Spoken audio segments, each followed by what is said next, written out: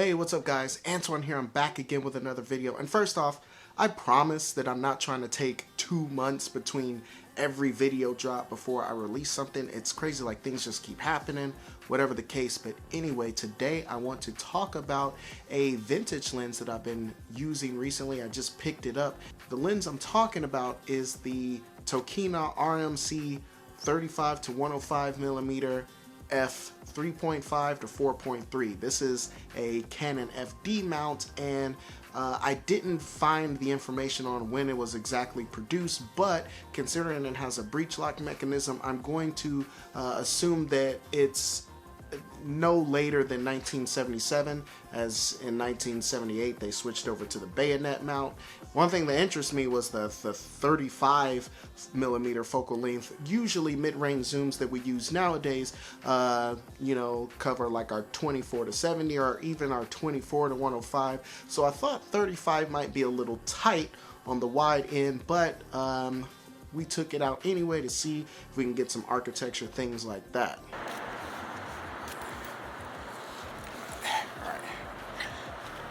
Hey, what's going on guys? Antoine here. I'm back again for another video.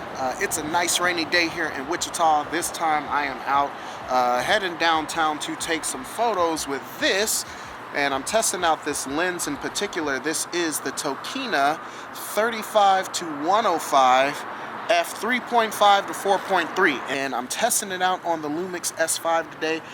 We are just going to go around and get some shots and see what we get. Test some of the functions on it.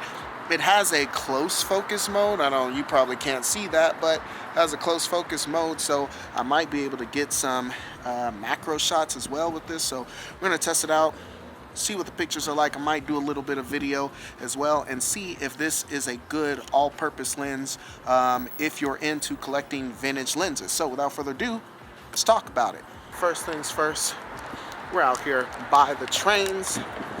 If you're wondering, I'm shooting this on the Sony a6400, just rocking it with the kit lens, and so far it's been a pretty good vlog setup for me. Somewhat replacing my M50. Oh, so we got these bushes here. So first things first, let's test the macro function, because it does have a closed focus mode. So let's test the closed focus of this lens and see how close we can get, and see what we can make of it here. Again, so this has an additional, so you've got your focus ring, which of course you can pull up to change your focal lengths here, but in addition to the aperture ring, which is right here, you also have this closed focus ring. And so I'm gonna use it to see if I can activate the macro function, see if I can get some photos here. They got some stuff going on behind me. Okay, looks classy. Anyway, let's check it out, see how close we can get. So I'm gonna bring this out to 35 and activate the focus. Yeah, how about that? Close focus indeed. Absolutely, ISO is on auto. Keep it there. But yeah, check it out. It is indeed close focusing, and it can get pretty close when you're at 35.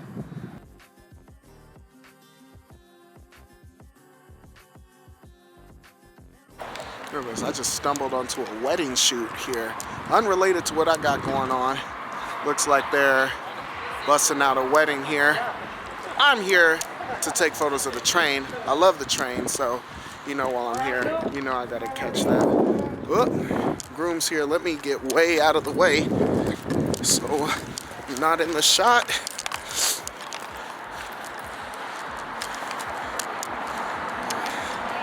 Alright, so train is what I'm here to get, so let me grab that and then I'll let them do their thing. So whoops. Okay, I hope you can hear me okay. I was feeling a little awkward around that wedding group, so I took off from there. I'm heading towards downtown. You can't really see it, but it's back there. Okay, heading towards downtown. We got the what's that place? A little theater across the street. We got Metzger Park, or NASCAR, whatever it's called. Okay, Unfortunately, the thing about this time of year that I hate is everything looks terrible. Everything's dreary, it's cold, I like this time of year and also hate this. As a photographer, I don't like it, especially I do like to do landscapes and catch scenes, but this time of year it's best to go into the city and get photos of buildings and do a lot of street photography, that sort of stuff, because that looks pretty much the same all the time. Actually, on a dreary day like this, it kind of looks cooler. I'm here at Natsker Park, whatever the hell this place is called. Some gentrified park in the middle of Old Town. I gotta watch my step. I see Boo Boo out here. This cool little house. This right here. Just don't know what that's all about. Getting the Christmas decorations up. It's a couple of days after Thanksgiving as of the taping of this video, so we are full swing into the holiday season. So, but I do like this. Evergy set this place up, I think. So now I'm on turf now. So this is always green, but it's actually kind of good from a photographer standpoint that it's always green. But I'm looking around, I don't know what to photograph. I see this building here and that little window way in the middle might make for an interesting photo. I like the way this building looks in general, but the stupid NASCAR's the park sign is right in the way. Okay, this didn't used to be here, and you had a nice clear shot of the middle of these buildings, but now with this obnoxious sign in the way, totally messes up the shot. Look at that. I got even framing with the trees here and even the two light poles here and here, but then this big sign ruining my shot. What otherwise would be a cool shot. I wonder if I can get on the other side of the sign. I won't be able to get the whole building at 35 mil, but let's see what I can get.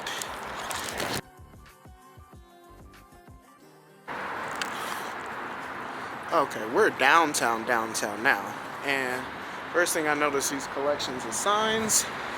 Don't know what that's gonna look like, but if I come back a little bit,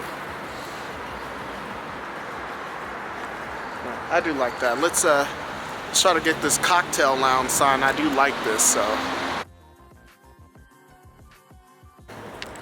okay, so again, this lens extends out to 105, which isn't super long, especially on a full frame camera. It's good for portraits though, and even though it's only f4.3, I mean at 105 mil, the image is compressed so much, you're still gonna get some nice crispy bokeh in the background.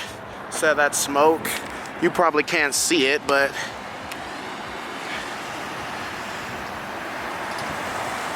if you can see there, that smoke coming out of there looks pretty rad. I may make my way over there real quick and try to see if I can get that. So getting to some of the main buildings downtown, I want to get some wide shots and see how wide 35 really is. Uh-oh. Damn, hold up, OJ? Got OJ moving through here? Anyway, I want to see how wide 35 is.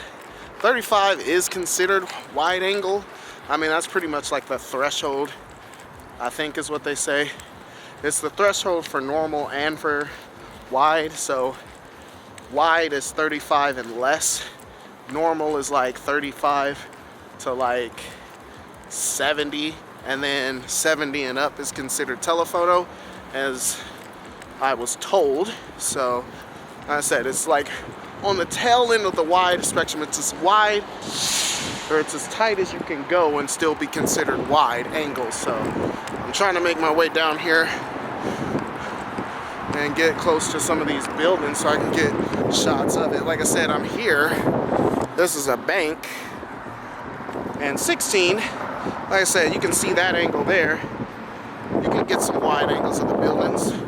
But 16 on this crop sensor, which is like 24, okay? So here's the horse, metallic horse. Always liked that guy when I was a kid. I'm gonna take a photo of him real quick, get a couple.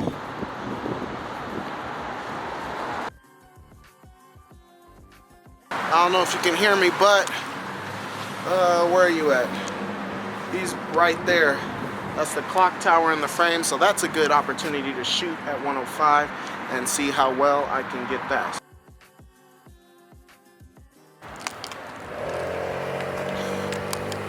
Okay, here's hoping I did not play myself. It is starting to rain again, and this is Market Street, so I'm about a mile from my car.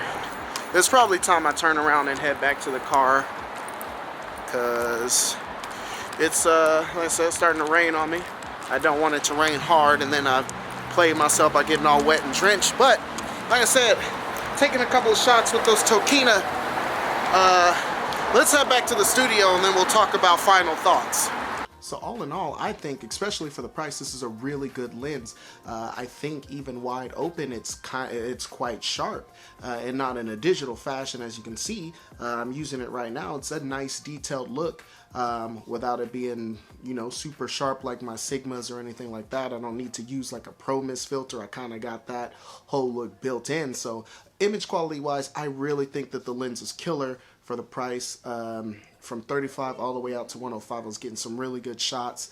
And I would say if you're looking for a mid-range zoom, you can do a lot worse than this Tokina here. Again, especially for what it's going for. I see it on eBay going for as low as 15 bucks. And for $15, I think that's a steal for a lens as versatile as this.